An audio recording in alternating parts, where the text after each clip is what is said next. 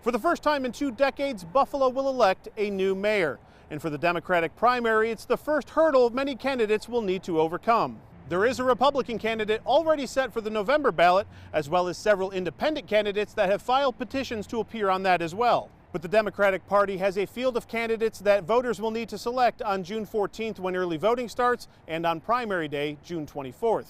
There are many pressing issues facing the Queen City in this election: city finances, housing, quality of life matters, and more. And the topics are too important for voters to dissect through a soundbite from a debate. So we sat down with each candidate to learn about their vision for the city of Buffalo as they press forward in the race to City Hall.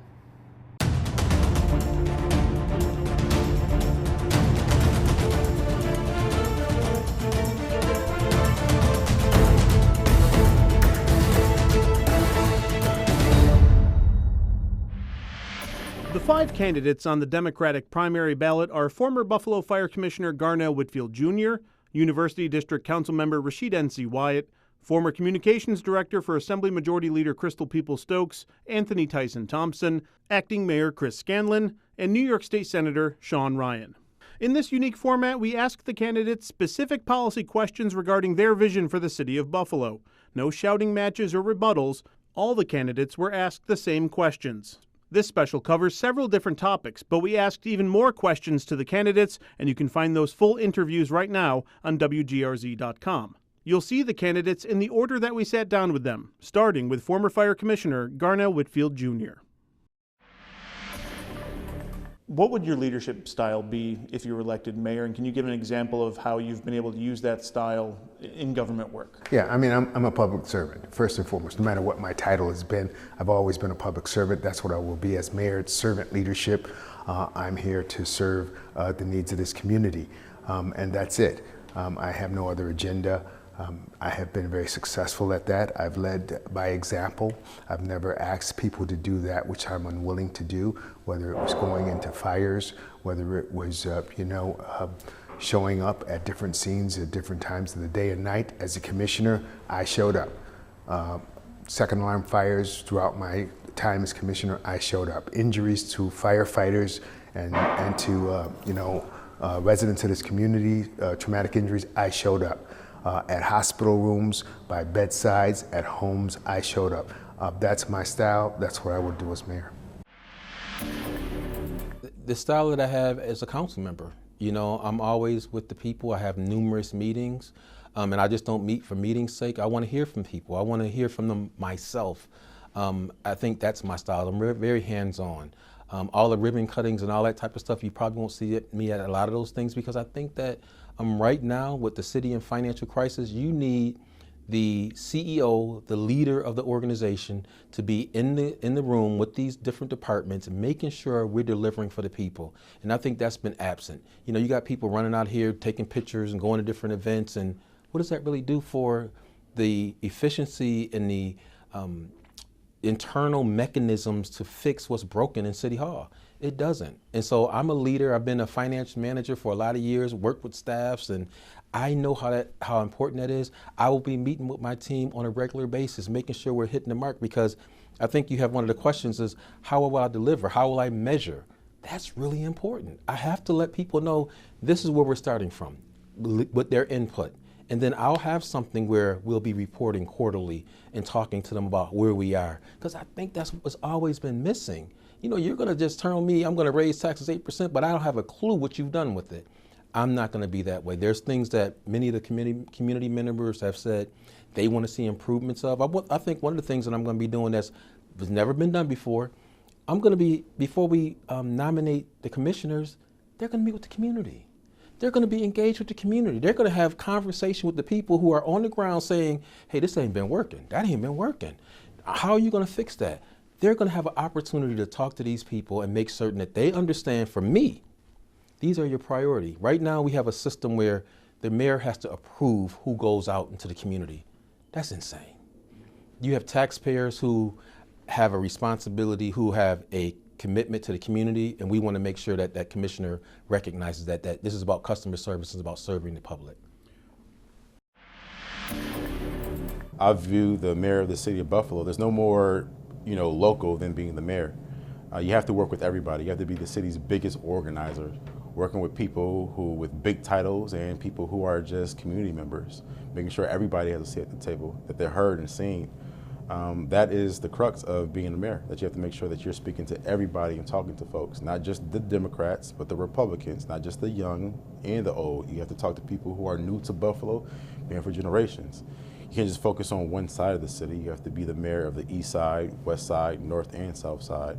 So I will be the mayor that actually listens to people and moves the needles forward on our most systemic and structural issues. So I pride myself on being a collaborator, and I don't think you can go 100% and think you're going to make every decision and do things on your own. You have to be willing to work with people.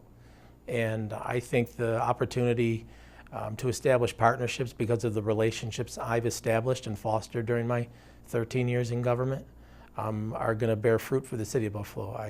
I pride myself, and I talk about it constantly, about the need to establish partnerships and be collaborative and make sure we're all pulling in the same direction. And I think my leadership style is that I like to bring people together and make sure that there's multiple people and multiple voices at the table when making decisions. My work has always been, collaborative. When we were trying to balance the county budget, I didn't pretend I had all the answers. We brought in experts. We brought in former budget directors. We interviewed people. We tried to get a real good 360 view of the budget. And that's the same thing I did when I was doing community development work.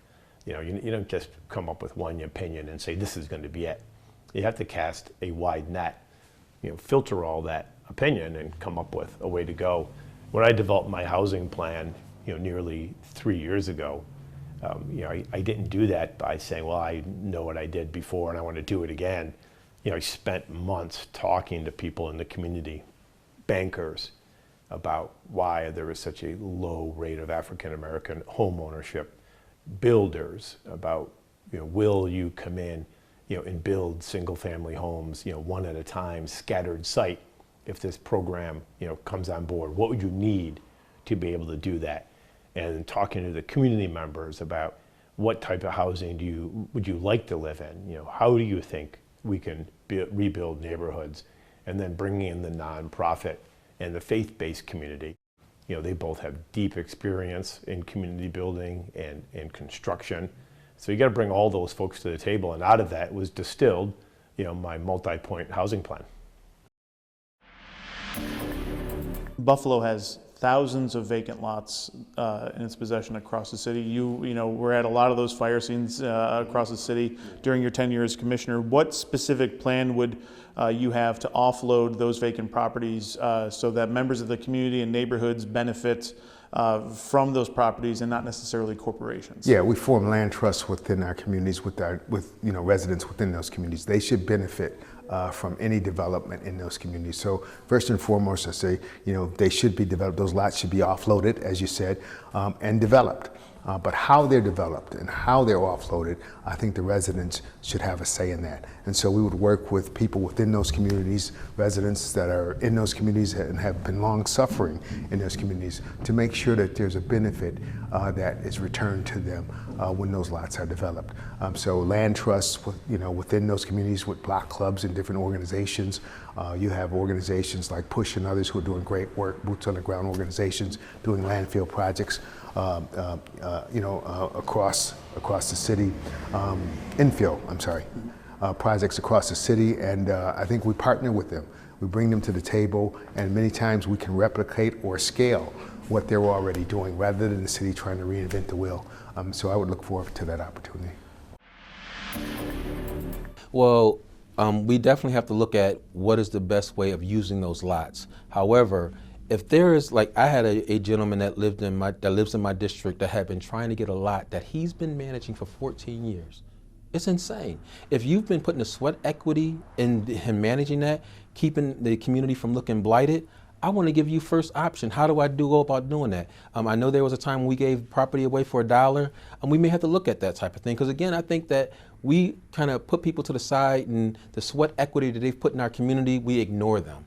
So I would definitely like to look at that, but also how can we get this infill housing? How can we create better housing? How can we get organizations that can do it involved? Because right now the process is so archaic.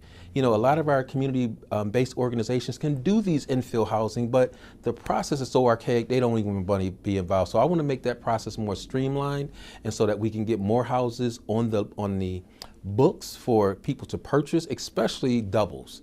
Those are ways that we can generate generational wealth. We give people opportunities in their neighborhoods. We improve them and make them more economically viable. And that's one of the things I will definitely be making a priority.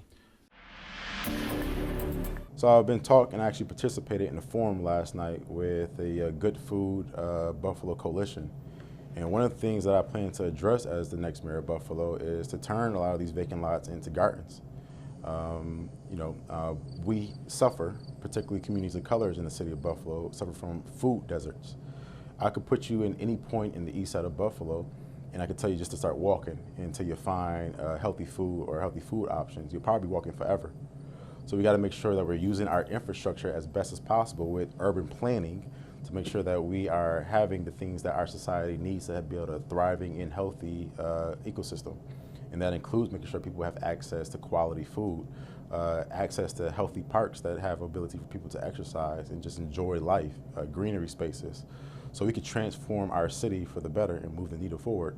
And I think the current leadership of this city and state, they haven't been able to move the needle much on this. We own 7,000 plus vacant lots.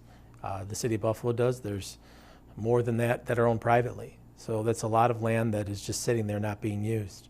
And I mentioned a little while ago about our real estate director streamlining the process to purchase property from the city of Buffalo. I can tell you that even if it was something as simple as a resident coming in wanting to buy a vacant lot that was next to their house, that process was dragging out, taking a year, 2 years at times, and that can't happen. So we've changed that, and we'll continue to work with everyone to do that and put the vacant property that we have, that we own, in the hands of responsible owners. We'd love to have people build on it where possible and contribute to our tax base. We've begun meetings with builders in the nonprofit sector, in the private sector, talking about how we finalize our policy when it comes to building homes. I want to build homes. I want to build hundreds and thousands of homes in the city of Buffalo in the next 4 years. And I think we have some tremendous partners out there that want to do that as well. And the benefits of that will be seen in multiple ways, whether it's providing affordable housing opportunities to people and giving them the opportunity to create that generational wealth that comes with home ownership, but also doing market rate housing as well, that if we can flood the market with a number of new homes, hopefully it drives down some home prices across the city and gives you an opportunity for more people to purchase a home. Because as everyone knows, a home is the largest asset most people are ever going to have. And I want to make sure we're putting people in homes. It's got to be a careful, considered process, not offloading, at all. So we think there's about 10,000 city-owned and 10,000 private-owned. So we need to make sure we have a multi-pronged approach on this. There's people wanting to do community gardens right now who are getting runaround from City Hall. There are larger urban agricultural groups who want to do multi-acre sites. They're getting, the runaround. Open Buffalo right now is, trying to build a 10-acre site, and it's taken them years to get through the city of Buffalo, and they're still waiting. So we have to make sure we plan out what we want to do with a lot of these lots. Which ones do we think will become housing? Which ones will become community agriculture, community gardens, playgrounds, parks, urban farms, but also which ones are going to be restored to residential. It's not that hard when you start pulling the map apart, where you see streets, like Glenwood Street, that has 3 or 4 vacant lots on a block. The next block has 3 or 4. Now those lots are primed for my housing plan, the City of Good Neighborhoods, to bring back houses one at a time. Just like the bulldozer knocked them down one at a time, you got to bring them back one at a time. And this is the second year in a row I've gotten funding from New York State to do that infill housing, to make it affordable to people who are working, making less than $90,000 a year. And the real base economics have changed in the city of Buffalo, where the average house now goes for $220,000. Not long ago, you were buying a house for between $50,000 and $100,000. But the housing went up, but our salaries didn't go up. So a big portion of the city of Buffalo residents' household incomes is under $60,000. So we have to make it so these houses are available, to them. Because there's so many vacant lots, you go through certain sections of the city, west side, east side, parts of south side, you see a lot of illegal dumping, and we see it all throughout neighborhoods. If you were mayor, how would you crack down on illegal dumping in some of these neighborhoods? I mean, it has to be made a priority. Many of these things seem like insurmountable issues. They've not been prioritized by our government. As simple as that. I think that once you prioritize these things, you see movement, you see things happening. So it has to be recognized as a quality of life issue. It's important that we disallow that and that we prosecute, hold people accountable for illegal dumping and all other kinds of crime within our community.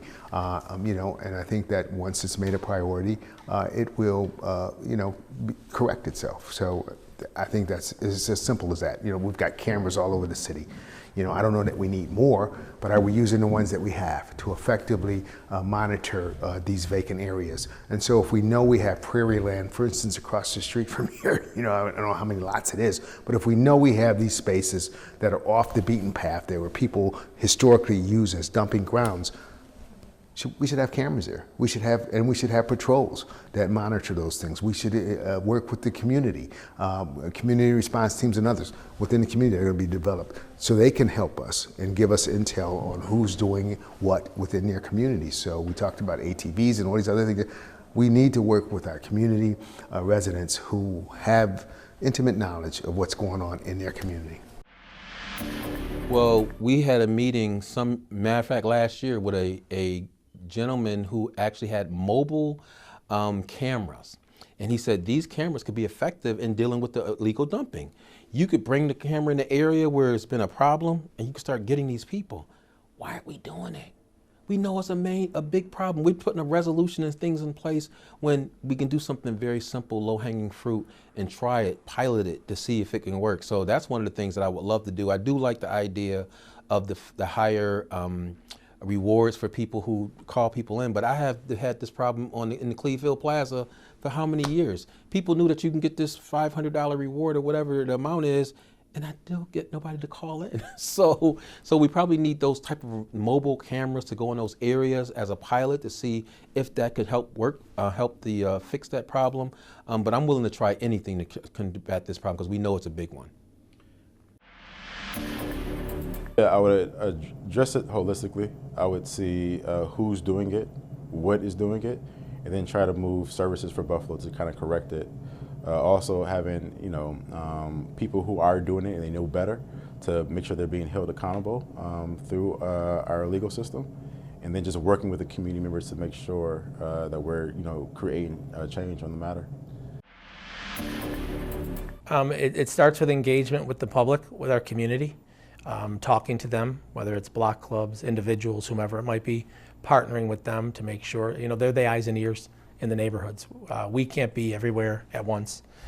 So it's partnering with them, with permits and inspections, Buffalo Police Department working with them, our Safe Cam program where we can access cameras from people if they'll give us that opportunity to do so. Maybe we can find who's doing the dumping. Increasing fines, I would be in favor of. I don't think people should be allowed to dump their waste in the city of Buffalo. I think a lot of times you see people coming into the city of Buffalo and dumping it from outside the city of Buffalo. And this is not your dumping ground. This is not your playpen where you're going to come in and dump garbage and speed through here and create unsafe neighborhoods for our residents. But it's also, there's an education component as well. And we are a diverse city. And our diversity is one of our strengths.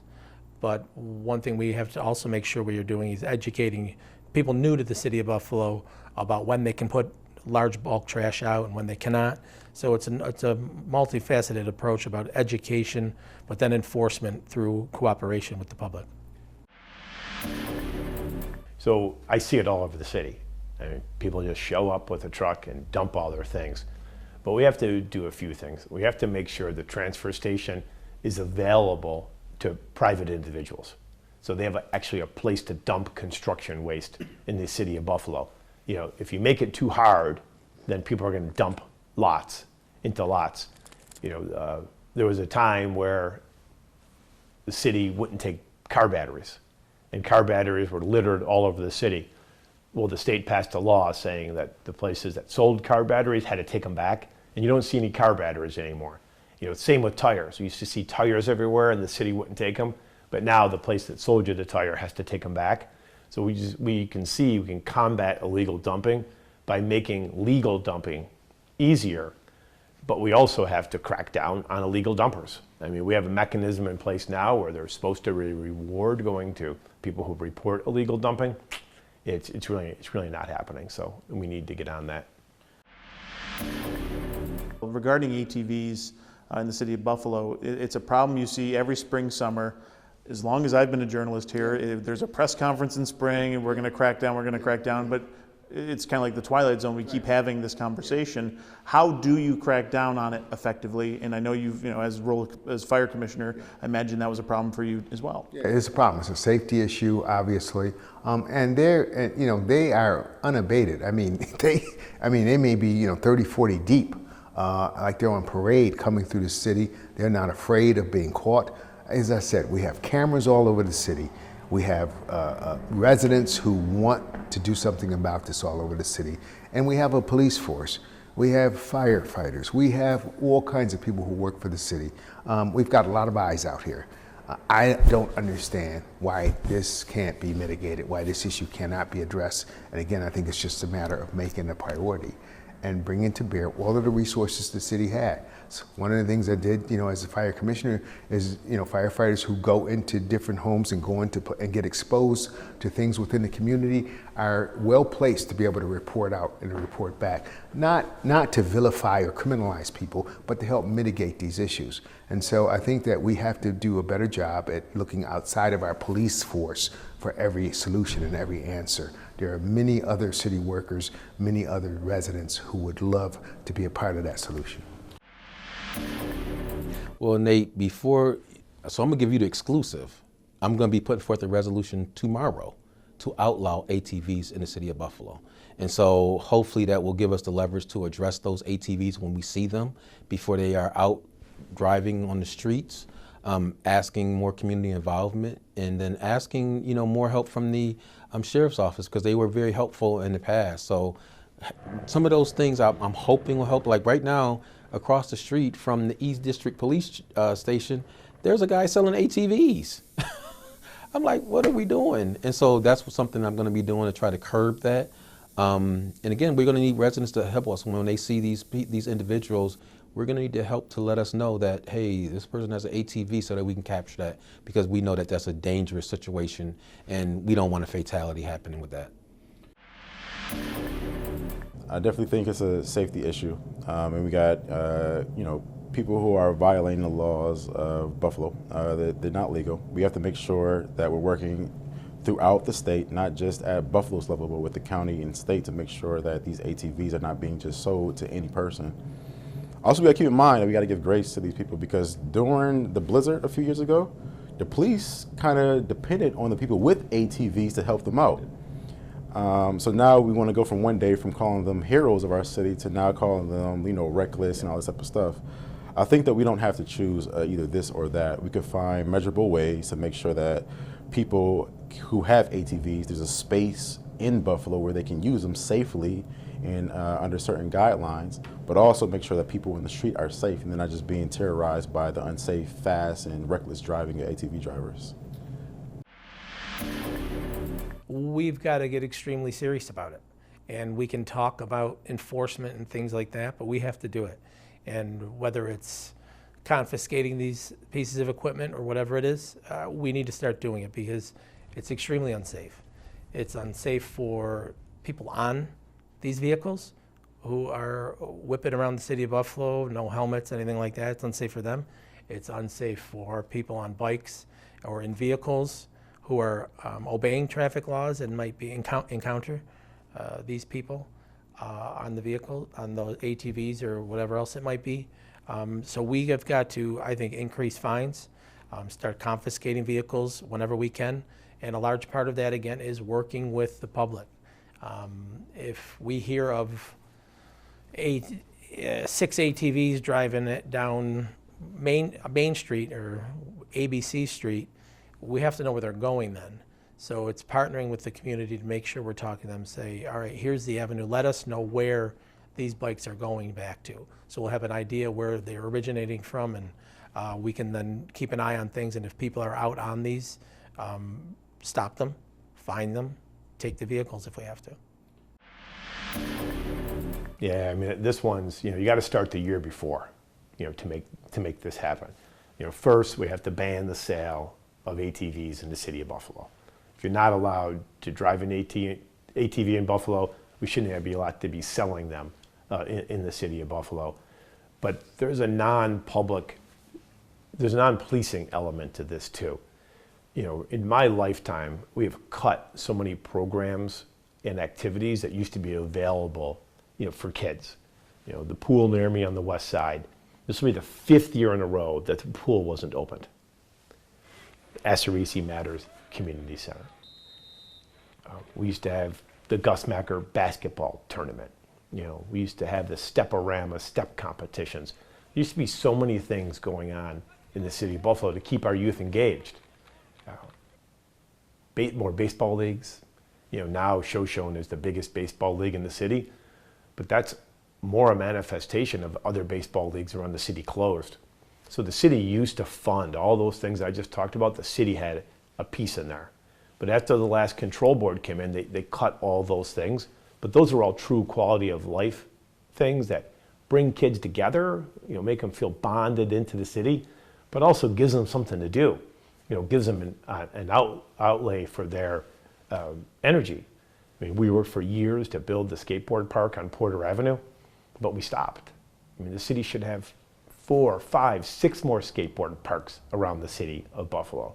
We have a ton of old industrial vacant land. We should have hilly courses there for kids to ride their bikes on.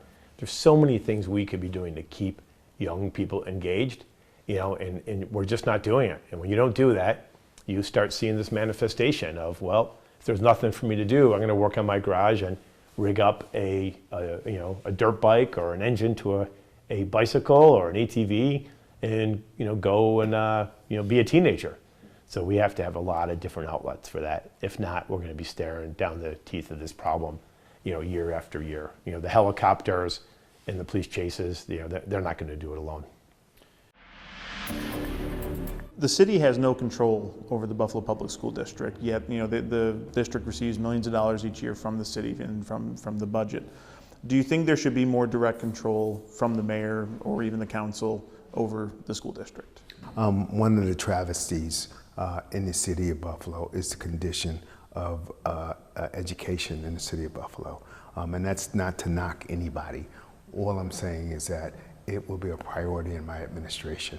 The education of our kids is an intimate part of any development plan that anybody would ever put forth in the city of Buffalo.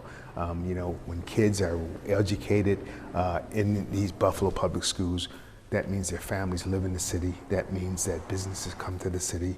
And it's been the opposite for years. People have to move out of the city in order for their children to be educated or send them to private schools and that. We have to do something about that. The miseducation of our children is part of why Buffalo is in the condition it is in right now. It has driven families and people away from Buffalo.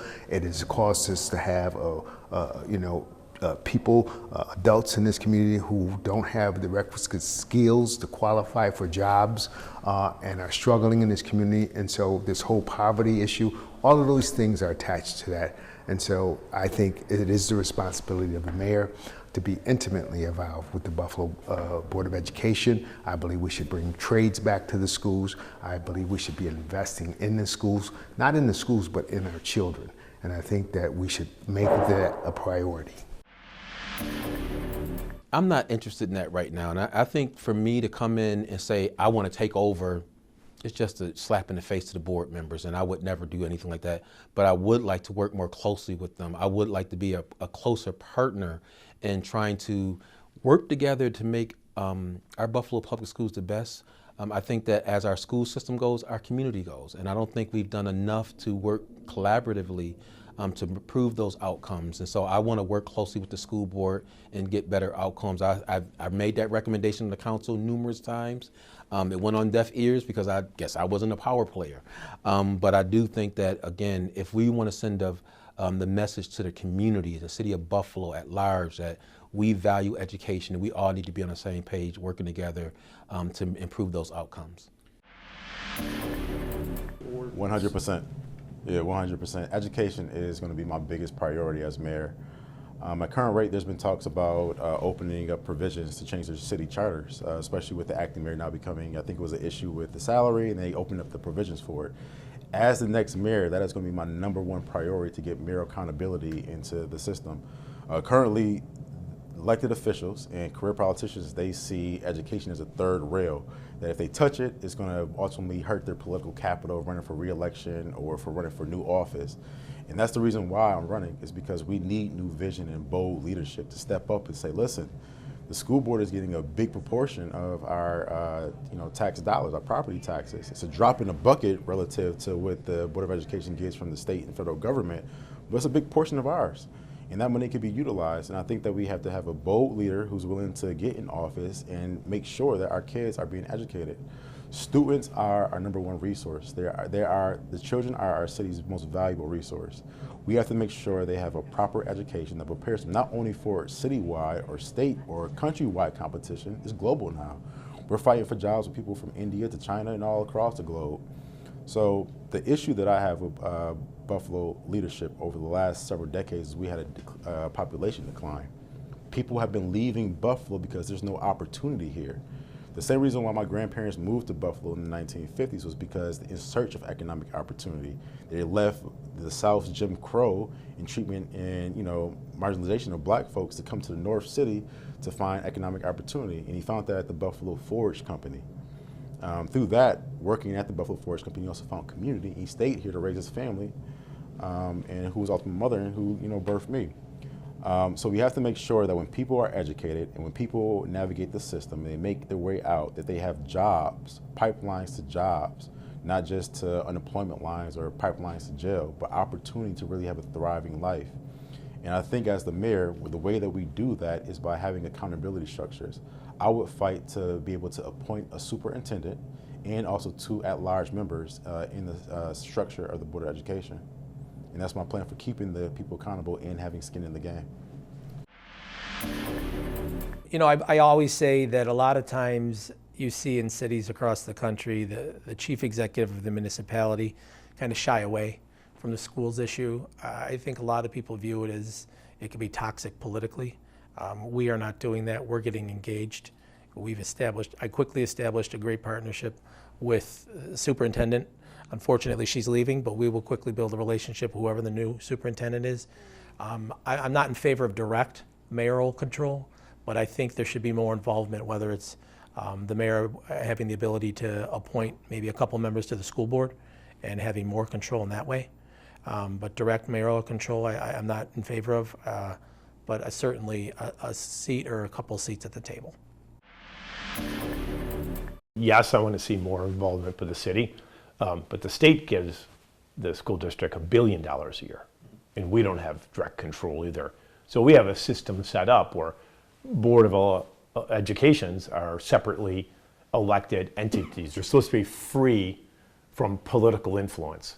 But I've noticed over the years is that Buffalo plays no direct role in the public schools, but they knew who to call when they want to get a friend hired, when they want someone promoted that they know, when they want somebody to have a contract. So they're involved in it in that way, but not in a positive way.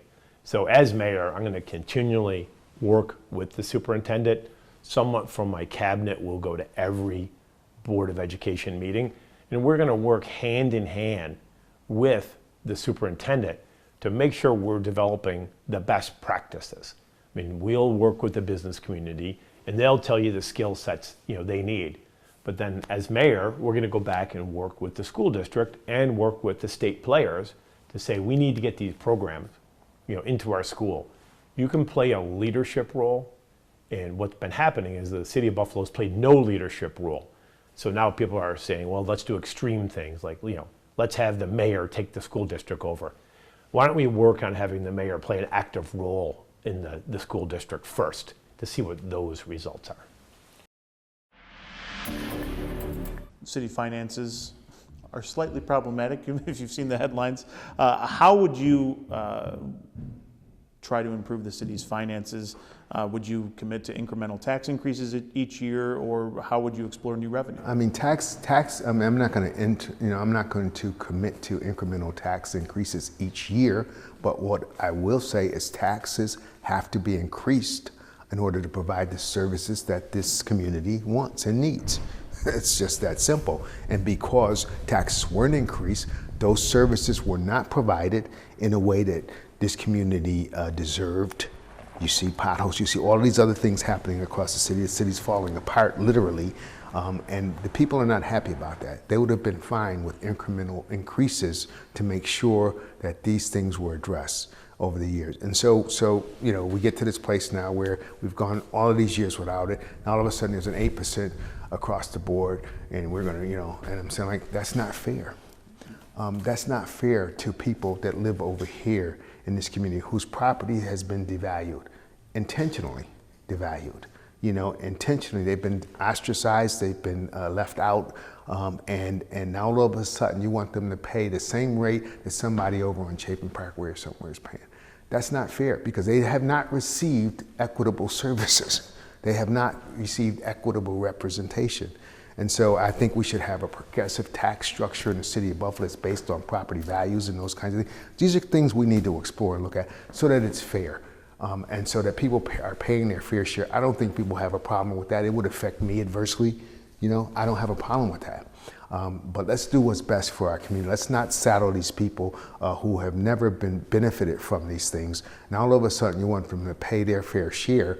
And many of them are not in a position to do that. They're on fixed or limited incomes. The poverty rate, we all know what that is in the city, especially on the east side of Buffalo, lower west side. We have to make sure that we're not pricing them out, that we're not, displacing those people. We already have, an affordable housing issue. We already have these other issues.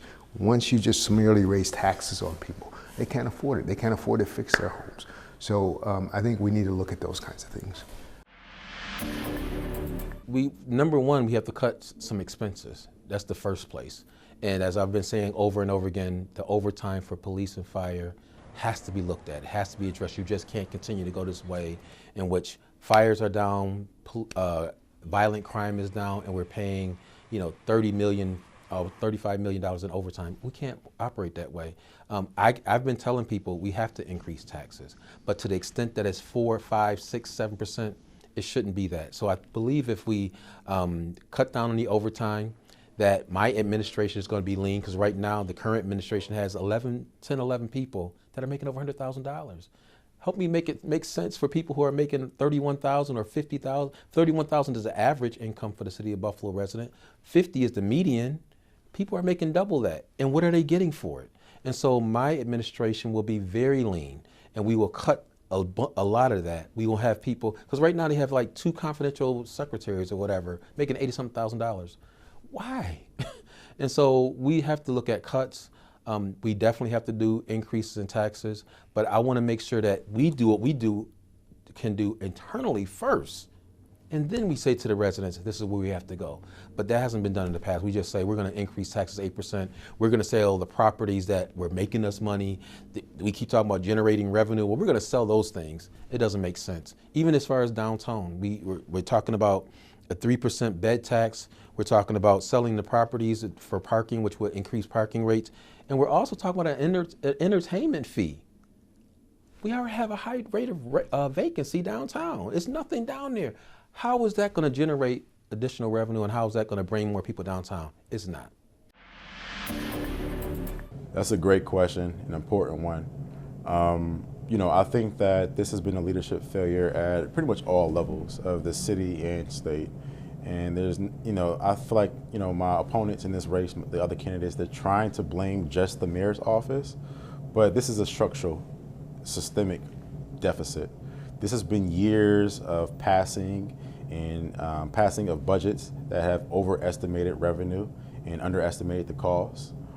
This has been lack of leadership. There's been monies that's been lost and fumbled and just out of nowhere went away. There's been resources that have been promised to community members and organizations that never get distributed or allocated. There's a whole bunch of issues. And I think that as the next mayor of Buffalo, we have to be honest with these budgets. I'm in favor of a multi-year plan budgeting so that we're focusing on the long-term game of thriving Buffalo. I'm in favor of first doing a full audit of the city operations, figure out where the inefficiency lies, and then go from there without having to remove frontline services. And then we're not going to tax our way out of a $70 million deficit at this current point. Our city's people are already socially economically deprived. They're already, dealing with so many insecurities. So we're not going to tax or put that burden on the taxpayer. What we have to do is expanding our tax base, bringing new industries into Buffalo, both public and private. We have to bring people to do business in the city of Buffalo and make sure that we're increasing tourism and the culture in Buffalo. We do that by working with people on the ground, community people who might be able to bring culture to the city of Buffalo. I can't think of one thriving city in the country or globe that doesn't have who has a thriving economy, who doesn't have a thriving culture.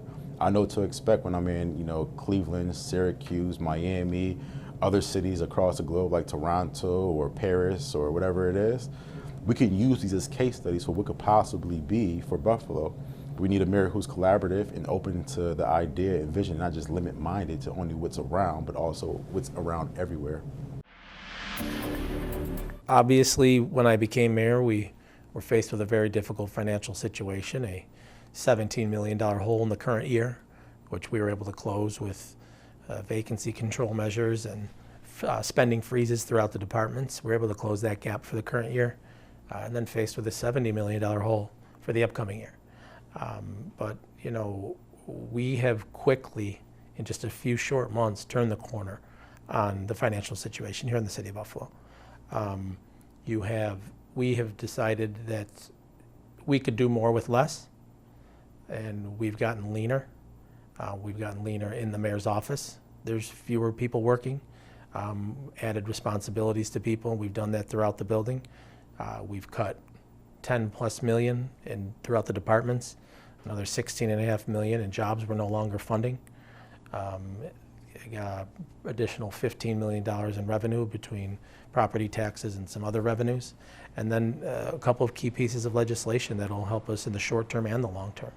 The parking authority, which will bring $40–50 million in that we can use over the next few years while we rectify the budget, but it brings a yearly revenue in as well, and alleviates the city of the capital and maintenance costs associated with those ramps, which need a lot of work, and a hotel tax that is going to bring millions of dollars in on an annual basis.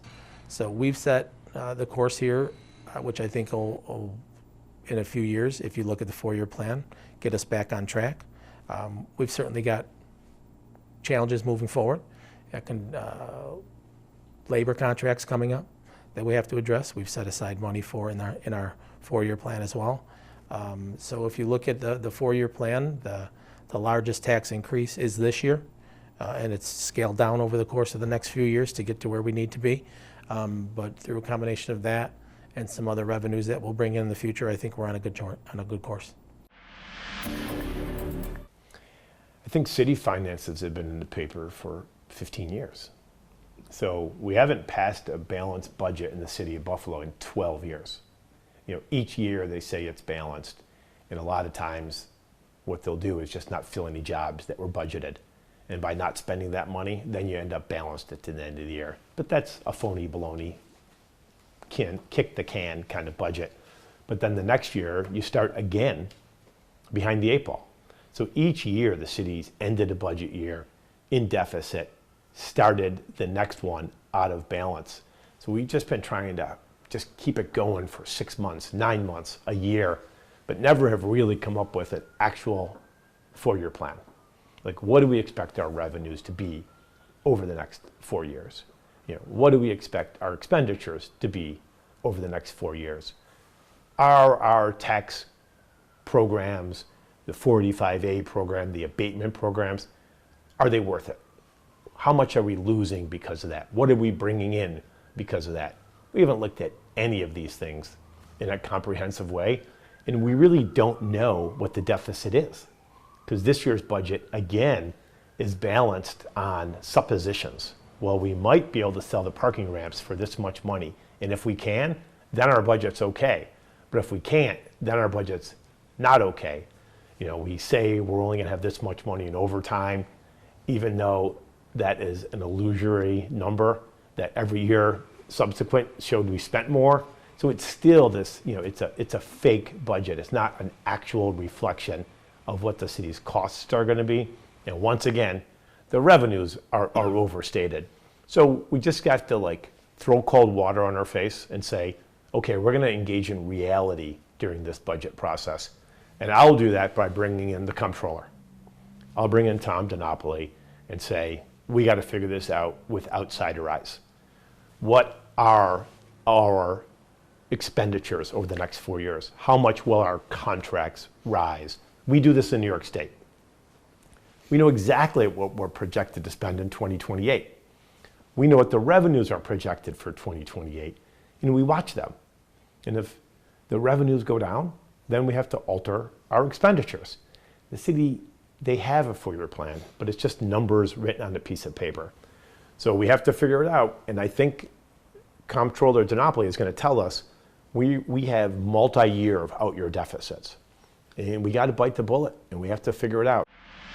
Ahead of early voting starting on June 14th, what's your message to voters ahead of that voting beginning as we wrap this up? I mean, listen, you hear a lot of people talking. These debates and these things, people say things. There's not an opportunity to refute them, nor do I necessarily want to. I would say this, none of us just arrived here, just got off a space shuttle and arrived here. Look at what people have already done with the power and authority that they've been given. Most of them have had it for 10 plus years, the candidates that are running, and then there's some that haven't had it at all. And I ask you, who is best to lead this community in times such as these? I believe I have the trust of this community. I believe that I have shown myself to be a person of integrity, a person that is competent, and a person that has spent his life in service to this community. I believe that that bodes well for my candidacy. I believe people are ready for a change. I believe people want to be able to trust their leaders. I don't pretend to have all the answers, and I don't have to. I'm the mayor. My job is to manage. My job is to make sure we have the right people at the table, and that we're listening, and that we're making their dreams and hopes manifest, not mine. And so that's my job, is to make sure. I mean, I've traveled around this community. I've been here my whole life. But the apathy and the hopelessness that you see in the eyes of people is just unbearable. To see people who have lived their whole life in squalor, in this mess, and then we have leaders come and go, who show up in church pulpits and do all of these things and are shepherded around, at election time, and then we go back to this. I think, I'm sick of it. I think the people of Buffalo are sick of it. And, how much of a risk is it? You hear them talking about we deserve better. Better is a pretty low bar right now. Pretty low bar. How about excellence? How about best? Buffalo deserves your best, not better, because it's easy to do better than this.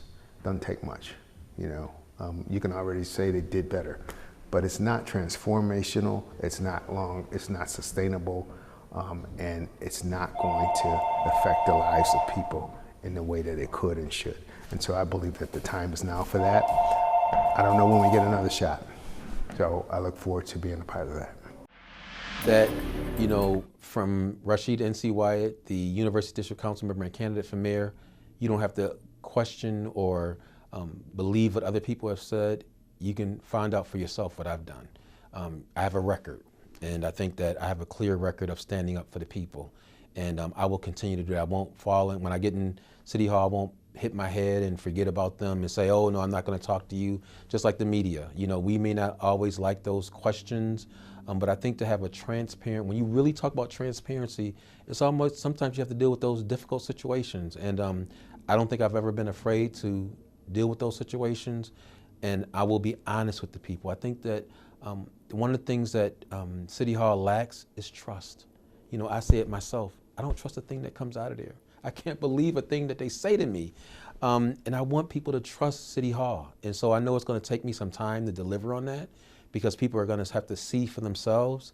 But that's the one thing that I think that the residents of the city of Buffalo and those who have seen me in action believe in my candidacy. I've been getting phone calls off the hook regarding my performance yesterday.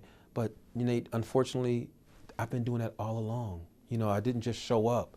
And so the same person you see today is going to be the same person tomorrow. I'm going to have more work on my plate, but I'm up for that. You know, I'm looking forward to it because I want people to believe in government again, that we have someone that's not just champion for their friends, but champion for them. I don't want them eating hamburger. I want them to have steak once in a while. So I'm going to work hard for that. And so I hope that the residents will go out and they'll vote for me on Election Day because I'm going to work for them, the people. Yeah, I would think that we have to be mindful. I think that there are a bunch of elected officials who have years of experience. We got to ask ourselves, what has those years of experience got in Buffalo?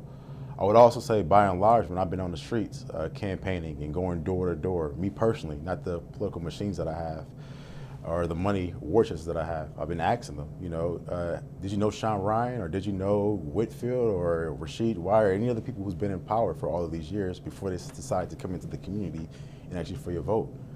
So, you know, we have to be mindful that it's not just about name recognition and who has the best capacity for building transformation and moving the city forward.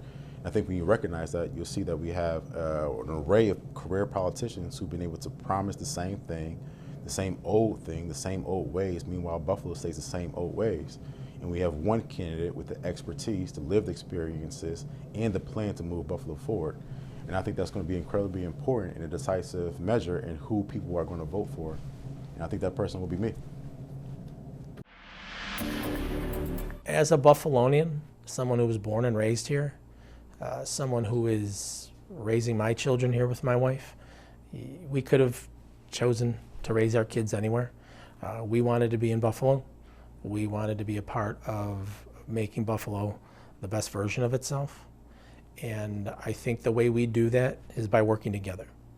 I pride myself on collaborating and building partnerships and building relationships and fostering those relationships, and that's what I've done during my time in office. And I'll continue to do that, whether it's with our different partners in government, the county, state, federal level, our nonprofit sector, our private sector, our community-based organizations, and especially our residents. Work with them to make sure we're all pulling in the same direction to establish the best version of the city of Buffalo, where our kids are educated, our neighborhoods are clean and safe, there's housing opportunities for everyone, and that our more vulnerable population is looked after, and that there's economic opportunities awaiting those people in Buffalo who are pursuing them. And I think that through the different collaborations and partnerships we've already established, you'll see that. And all I ask is that people join us in that, become a partner in that, and that together we will achieve the best version of the city of Buffalo. My message is I have, the experience to get this job done. I've worked in the private sector, the nonprofit sector, state government. I want to bring all that experience into City Hall. I have a proven track record of getting things done, and I will bring an absolute set of fresh eyes into city government. I'm not a creature of city government. I haven't worked in city government, and I won't be absorbed into this culture of, well, this is how we do it, and this is how we've always done it, or we can't afford to do it, this way. We're going to become a can-do city that can actually start getting things done, and I intend to start working, before I'm even sworn into office. But I know from going door to door that Buffalonians are ready for a change, a real change, not a transition in leadership from, a mayor to an acting mayor. They want to bring in fresh outside voices, and I know that people are hungry for a change, and I'm going to deliver that change. That's that. Hopefully you have a better understanding about the Democratic primary positions that these candidates have. Once again, early voting begins on June 14th, and primary day is June 24th. For all of us here at 2 on Your Side, I'm Nate Benson. Thanks for watching our Race to City Hall special, and if you live in the city of Buffalo, don't forget to vote.